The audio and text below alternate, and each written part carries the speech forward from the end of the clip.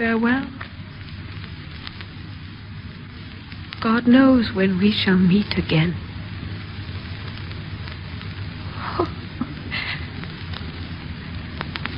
I have a faint, cold fear thrills through my veins that almost freezes up the heat of life. I'll call them back again to comfort me. No! What should she do here? My dismal scene I needs must act alone. You are listening to the voice of Claire Bloom as Juliet in William Shakespeare's Romeo and Juliet, a page from this Sunday's edition of Anthology.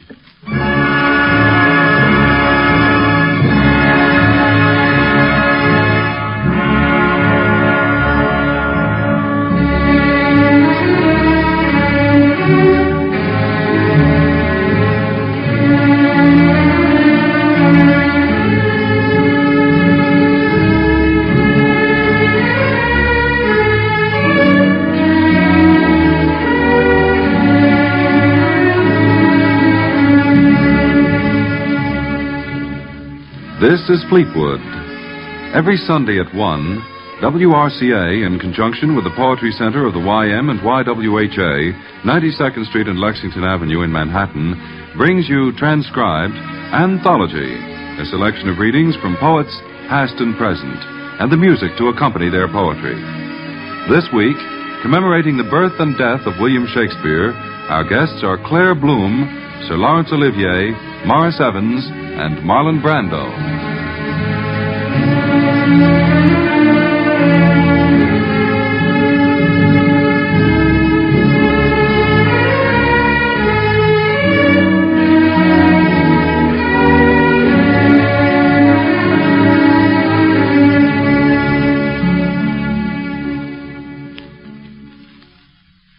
This week, concurrent with memorial programs on both sides of the Atlantic, the 96th Shakespearean Drama Festival opened at Stratford-on-Avon with Sir John Gielgud's production of Twelfth Night. Sir Laurence Olivier and his wife, Vivian Leigh, were starred. It was Sir John's first production of the comedy. Another first this year will be a production of Titus Andronicus, which will be added to the repertoire of the Shakespeare Theater, thereby fulfilling the contract of the company to present all 37 of the playwright's plays. Of the life of Shakespeare, there is very little direct or positive knowledge, his many biographers being dependent on inferences or more or less probability, ranging from practical certainty to conjecture. This much is certain. William Shakespeare, the eldest son and third child of John and Mary Shakespeare, was born at Stratford-on-Avon and baptized on April 26, 1564. He was educated at the Free Grammar School at Stratford.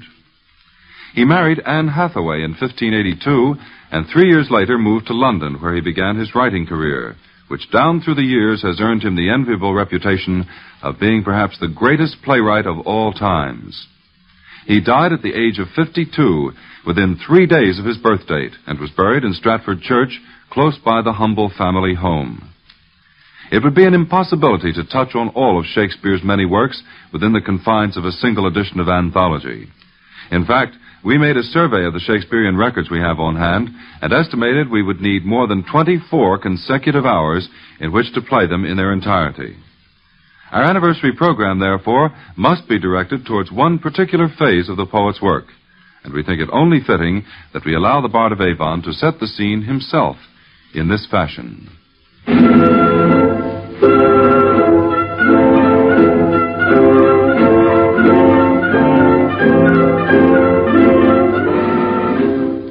Look you yonder. Sir Laurence Olivier, as my Lord Hamlet, doth address his company of players in the courtyard of Elsinore. Hearken, hearken well, for in his words lie portents of the shape of things to come. Yes, hearken well.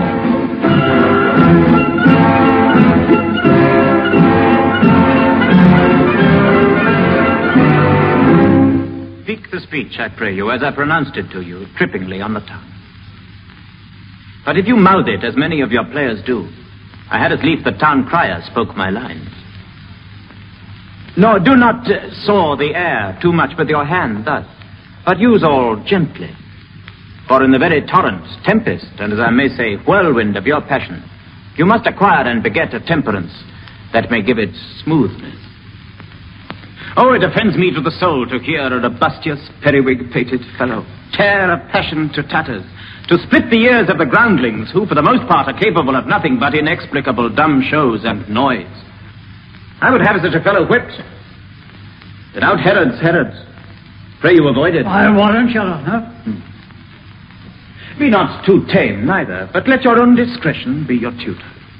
Suit the action to the word to the action, with this special observance that you o'erstep not the modesty of nature. For anything so overdone is from the purpose of playing, whose end, both at the first and now, was and is to hold as 'twere the mirror up to nature, to show virtue her own feature, scorn her own image, and the very age and body of the time, his form and pressure. Now this, overdone, though it make the unskillful laugh, cannot but make the judicious grieve, the censure of which one must, in your allowance, outweigh a whole theatre of others.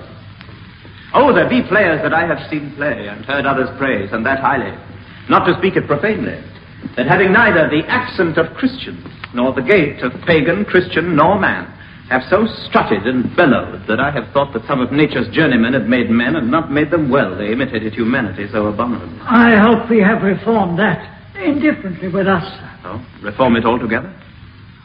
And let those that play your clown speak no more than is set down for them. For there be of them that will themselves laugh, to set on some barren quantity of spectators to laugh to, though in the meantime some necessary question of the play be then to be considered. That's villainous, and shows the most pitiful ambition in the fool that uses it. Go, make you ready. We are well prepared, my Lord Hamlet, and I'm sure many of you have already detected the premise of our plot for this week's program in commemoration of the birth and death of William Shakespeare. Among the playwright's tragedies, comedies, and histories, there is many a speech to be spoken trippingly on the tongue, and we intend to have 3 of them spoken for you by 3 well-known Shakespearean actors and actresses of England and America. If you have an anthology of the Bard of Avon's plays on hand, you might enjoy following the monologues we've chosen, matching your interpretation of the lines with the interpretations of our various stars. We'll identify the play, the act and scene before the monologue is given. For our first speech, may we refer you to Romeo and Juliet, Act 4, Scene 3, Juliet's Chambers. Juliet is played by Claire Bloom of the Old Vic Company.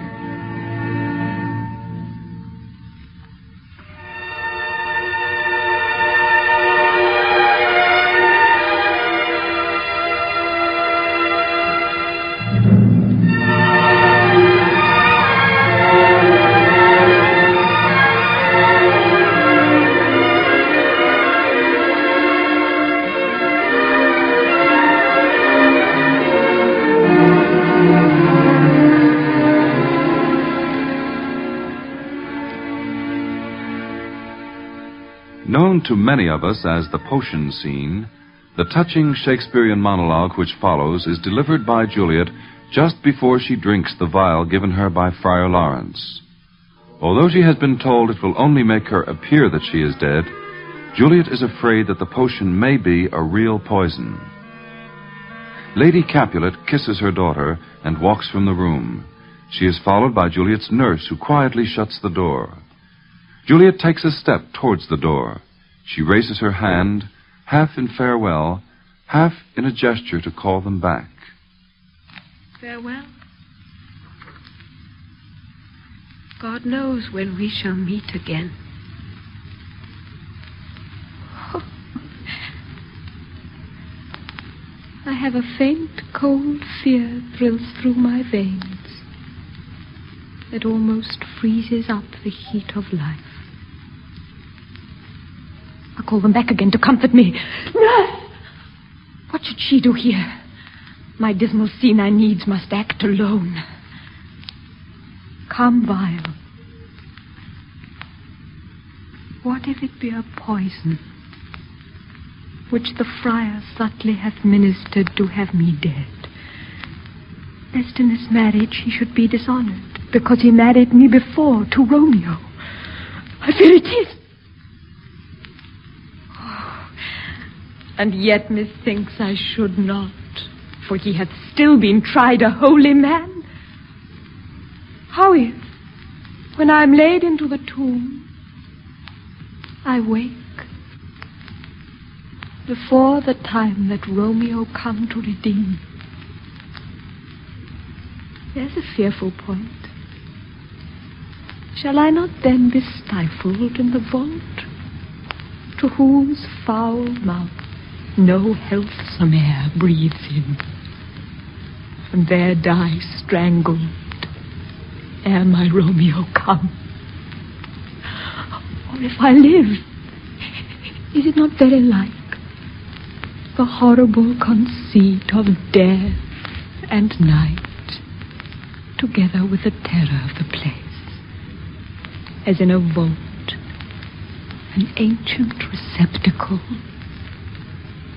where for these many 100 years the bones of all my buried ancestors are packed, where bloody Tybalt, yet but green in earth, lies festering in his shroud,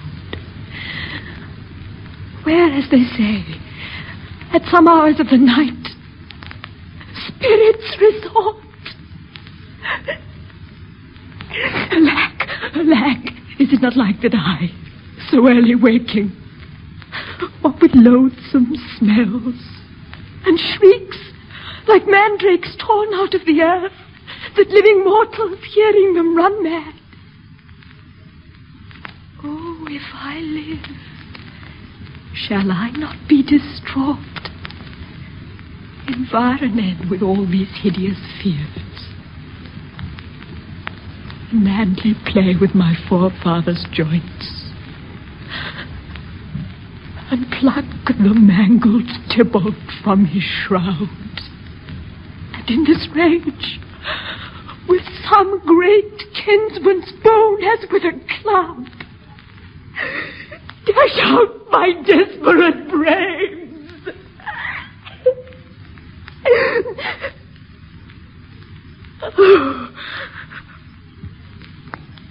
Look,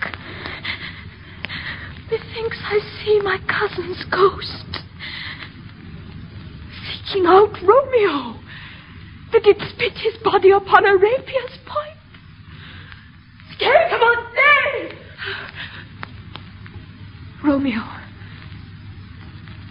I come. This do I drink to thee.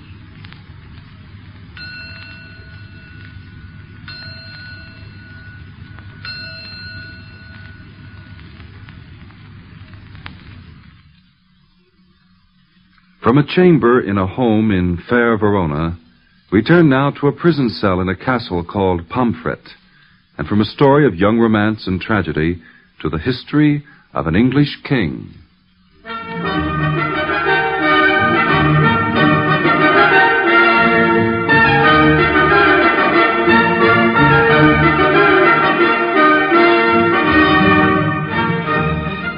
In Shakespeare's King Henry IV, there is a familiar line which might well serve as a preface to the scene we are about to hear.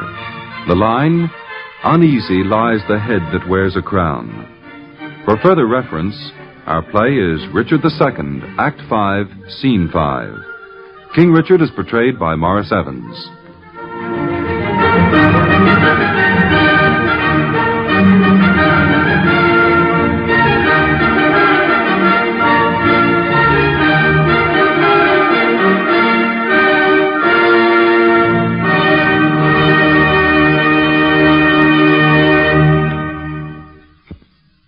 A major achievement on the stage, a stunning triumph on television, Richard II is one of Morris Evans' finest portrayals. The monologue we have chosen for this week's special Shakespearean program occurs during the final moments of the play. The scene, a prison cell in Pomfret Castle, where Richard has been imprisoned, a cell in which he is soon to die at the hands of Bolingbroke's paid assassins. In these, his final moments, the king muses upon his prison and upon the circumstances which have led to his downfall, and soon to his death. He speaks.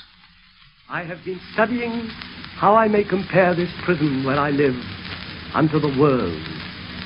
And for because the world is populous, and here is not a creature but myself, I cannot do it. Yet I'll hammer it out. My brain I'll prove the female to my soul the father, and these two beget a generation of still breeding thoughts. And these same thoughts people this little world, in humors like the people of this world, for no thought is contented. The better thoughts, as thoughts of things divine, are intermixed with scruples, and to set the word itself against the word, as thus, come little ones. For then again, it is as hard to come as for a camel to thread the postern of a small needle's eye. Thoughts tending to ambition, how these do plot unlikely wonders, how these vain weak nails may tear a passage through the flinty ribs of this hard world, my ragged prison walls, and for they cannot die in their own pride. Thoughts tending to content, flatter themselves that they are not the first of fortune's slaves, nor shall not be the last, like silly beggars, that sitting in the stocks refuge their shame that many have and others must sit there. And in this thought they find a kind of ease, bearing their own misfortunes on the backs of such as have before endured the like. Thus play I in one person many people, and none contented. Sometimes I am a king, then treasons make me wish myself a beggar, and so I am. Then crushing penury persuades me I was better when a king. Then am I kinged again, and by think that I am unkinged by Bolingbroke, and straight am nothing. But whate'er I be, not I, not any man that but man is, with nothing shall be pleased till he be eased with being nothing. Music do I hear? Hark ye, time. How sour sweet music is when time is broken, no proportion kept. So is it with the music of men's lives. For here have I the daintiness of ear to check time broken in disordered string. But for the concord of my state and time, and not an ear to hear my true time broke, I wasted time, and now does time waste me. For now has time made me his numbering clock. My thoughts are minutes, and with sighs they jar their watches on unto mine eyes, the outward watch, whereto my finger like a dial's point is pointing still in cleansing them from tears. Now, sir, the sound which tells what hour it is are clamorous groans which strike upon my heart, which is the bell. So sighs and tears and groans show minutes, times, and hours. But my time runs, posting on in Bolingbroke's proud joy, while I stand fooling here, his jack of a clock. This music mads me. Let it sound no more. For though it hath holds madmen to their wits, in me it seems it will make wise men mad. Yet blessing on his heart that gives it me, for 'tis a sign of love, and love to Richard is a strange brooch in this all-hating world. The Death of a King, Richard II, played by Morris Evans. Our final monologue concerns the death of a man who wished to be a king. The play, Julius Caesar, Act 3, Scene 3. Our star, Marlon Brando, winner of this year's Academy Award for his vivid, realistic role in On the Waterfront. We'll listen to Marlon Brando as Mark Antony.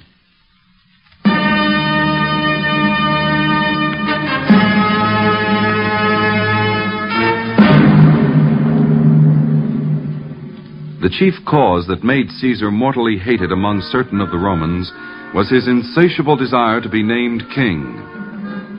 Warned by a soothsayer to beware the Ides of March, warned again by an ill-omened dream suffered by his wife, Caesar nevertheless goes to the Senate upon that fateful day and is slain by his conspirators. Now, on the steps of the Forum, Mark Antony shows Caesar's murdered body to the assembled crowd. Mark Antony speaks in Caesar's honor.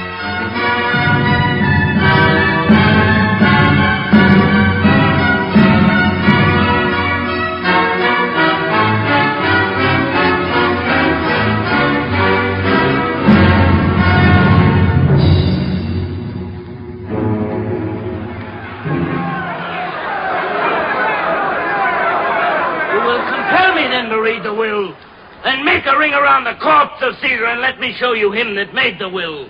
Shall I descend and will you give me leave?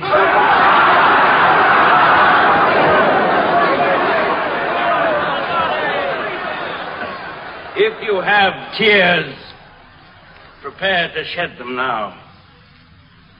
You all who know this mantle, I remember the first time ever Caesar put it on. Was on a summer's evening in his tent that day he overcame the Nervii and Cassius dagger through. See what a rent the envious Casca made. Through this, the well-beloved Brutus stabbed.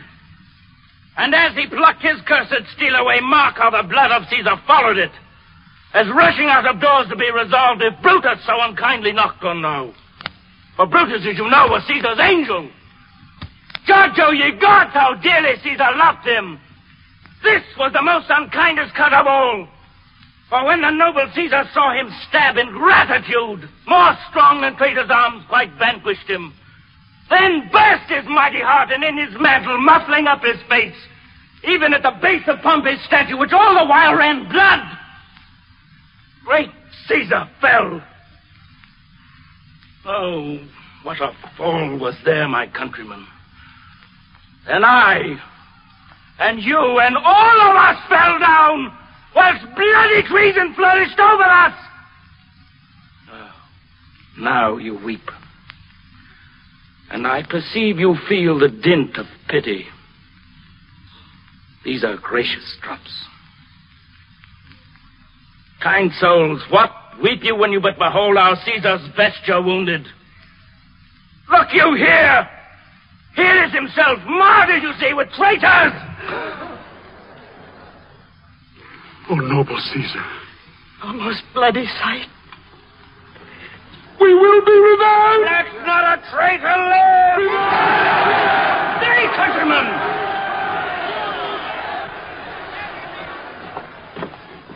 Good friends, sweet friends, let me not stir you up to such a sudden flood of mutiny. They that have done this deed are honorable. What private griefs they have, alas, I know not that made them do it. They are wise and honorable and will, no doubt, with reasons answer you. I come not, friends, to steal away your hearts. I am no orator as Brutus is. But as you know me all, a plain, blunt man that loved my friend. And that they know full well that gave me public leave to speak of him. But I have neither wit, nor words, nor worth, action, nor utterance, nor the power of speech to stir men's blood. I only speak right on. I tell you that which you yourselves do know. Show you sweet Caesar's wounds. Poor dumb-mouthed, and bid them speak for me. But were I Brutus, and Brutus Antony, there where an Antony would ruffle up your spirits and put a tongue in every wound of Caesar that should move the stones of Rome to rise in mutiny. Will you believe us burn the house of Brutus? Yes, hear me, countrymen. Yet hear me speak. Why, friends, you go to do you know not what. Wherein hath Caesar thus deserved your love? Alas, you know not. I must tell you, then, you forgot the will I told you of. Here is the will, and under Caesar's seal, to every Roman citizen he gives, to every several man, 75 drachmas! Moreover, he hath left you all his walks, his private arbors and new planted orchards on this side Tiber. He hath left them you and to your heirs forever. Common pleasures to walk abroad and recreate yourselves. Here was a Caesar. When comes such another? Never, never!